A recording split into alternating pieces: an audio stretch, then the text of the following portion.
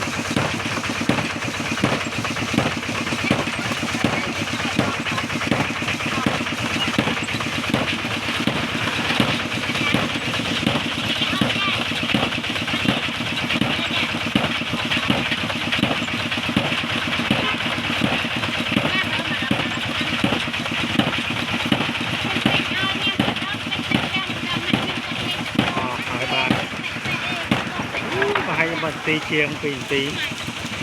ต้องได้บ้านไกรเมา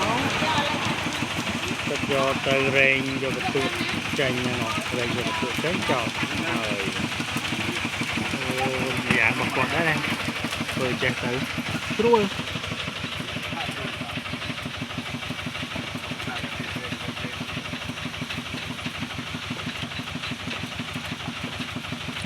đã thấy hơi